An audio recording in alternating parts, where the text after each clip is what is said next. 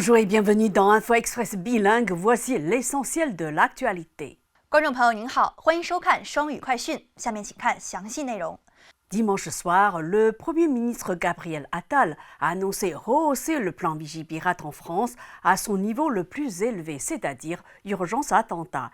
Il a fait cette annonce à la suite de l'attaque de Moscou revendiquée par le groupe djihadiste État islamique et qui a fait au moins 137 morts et 182 blessés selon le dernier bilan.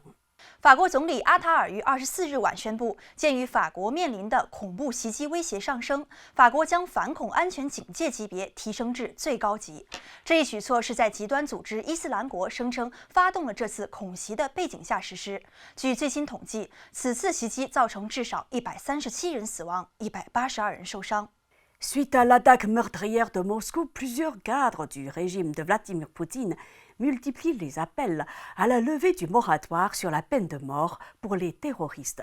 La peine de mort n'est plus appliquée en Russie depuis 1996, mais n'a jamais été officiellement abolie. 在莫斯科发生的致命袭击之后，俄罗斯多名高级官员呼吁解除对恐怖分子实施死刑的禁令。自1996年以来，俄罗斯已经不再执行死刑，但死刑从未被正式废除。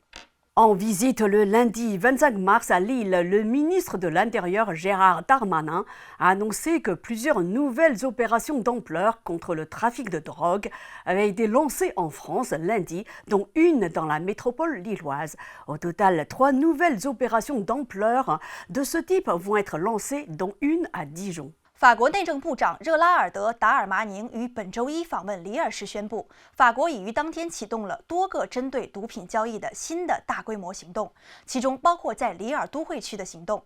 总计将启动3项类似规模的新行动，其中1项将在地荣展开。 Nous sommes à 2 mois des élections européennes. Selon un sondage, le Rassemblement national a 9 points d'avance sur le camp Macron, avec 30% des intentions de vote. À part Simone Veil en 1984, aucune liste n'a jamais dépassé les 30% lors d'une élection européenne. 现距离欧洲议会选举仅剩2个月的时间。据一项调查显示，国民联盟在选民意向方面领先马克龙阵营9个百分点，支持率达到30%。除1984年法国届时右派卫生部长西蒙纳唯一之外，没有任何一张选举名单在欧洲议会选举中超过30%的支持率。 En France, 125 députés de la majorité présidentielle souhaitent une identité numérique pour pouvoir identifier les internautes. Selon le député Paul Midi, le niveau de violence, de racisme, de sexisme, de harcèlement est bien supérieur sur les réseaux sociaux à ce qu'il est dans la vie physique. Un jeune se suicide tous les 15 jours en France à la suite de harcèlement scolaire et de cyberharcèlement.